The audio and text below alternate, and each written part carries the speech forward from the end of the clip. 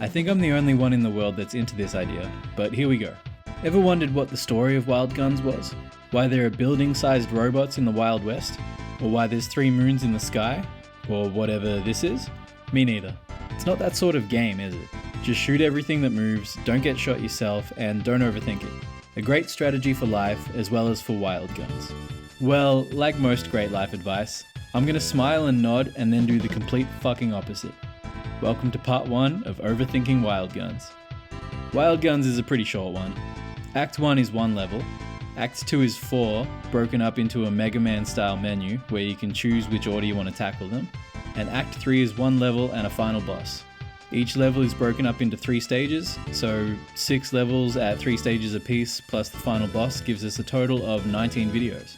Act 1 is Carson City. The first stage is a chaotic gunfight in the streets. But before we get stuck into it, let's look over what little story is provided for the game. Annie is a young woman from probably a wealthy family. The Kid Gang abducts and kills them all except for her. She pays a visit to renowned space bounty hunter Clint, enlisting him to help her get revenge. He's all set to do it alone, but she insists on going with him. She says she's a good shot and doesn't want to miss out on the chance to deal some damage to the gang that took everything from her. That's all we get in terms of story, and it's all we need. It's great. But because of who I am as a person, I want to dig a little deeper. This series is going to be all about trying to piece together the narrative from the levels, as well as seeing if we can't draw some comparisons between the game and classic westerns. For example, Clint and Annie's names are clearly references to Clint Eastwood and Annie Oakley.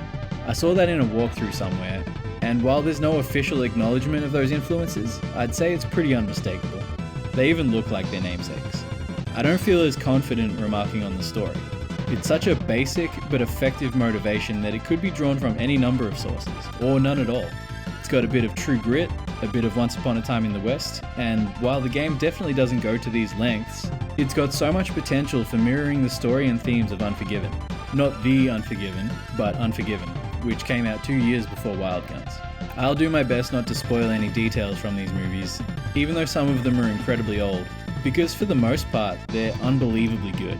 And if the best thing that comes out of this series is I introduce some of you to Once Upon a Time in the West, then I'd call this a win. Alright, now let's finally take a look at the level. First thing that I notice is this giant hole in the ground. Kind of a weird thing to be in the middle of a town square, or a busy street, or wherever we are right now. Not only that, but the rim looks neat, like it's meant to be there. Maybe it's a huge manhole or something.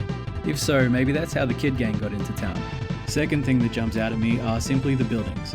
We've got one to the left, one to the right, and one smack bang in the middle. The one on the left is pretty basic.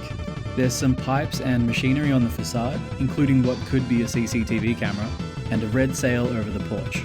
Could be a hotel of sorts, maybe? The building in the center is a restaurant. Don't ask me how I know, I just did. And the one on the right is a saloon or cafe or something. There are some trucks in the background. This one has tank treads, which is pretty cool. Finally, I want to draw your attention to the background, because we can learn a lot from this. First, look at the moon. Look how close it is to the planet. Then look at the city below it. I don't have much else to say about the city, I just think it looks cool and I thought you might appreciate it too. Now, the moon being so close, not to mention it's not even the only moon orbiting this planet, tells us an important detail, that we aren't on Earth. But the city's named Carson City, which is a real place in America. So maybe we are on Earth? No, we're not. I'm thinking that this place was named after Earth's Carson City, and in fact, there's probably a lot of places like it throughout the galaxy. The pioneers of space travel probably did mirror the pioneers of the West in a lot of ways, so I can see why the developers wanted to draw parallels between them. Plus, the idea of naming off-world colonies or cities after Earth cities is a pretty common sci-fi trope, seen from Cowboy Bebop to probably other things, I can't be bothered looking it up. Actually, Wild Guns feels very similar to Cowboy Bebop in a lot of ways. That's got nothing to do with anything, I just felt like adding that in. I think that's pretty much it. Enemies are pretty standard.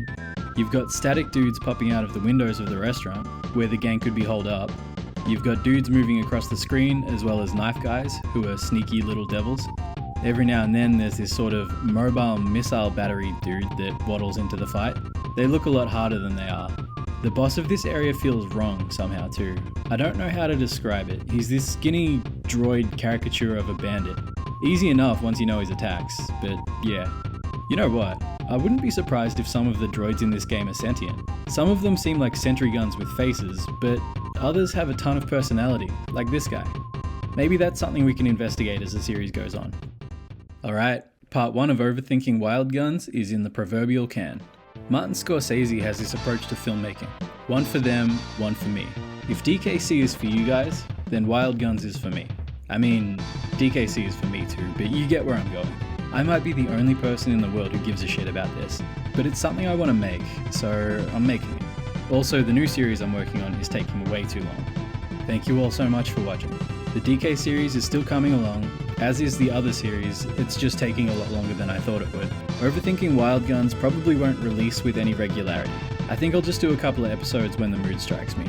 In fact, I may not even finish it. On that note, thanks again for watching, I do appreciate it, and take it easy.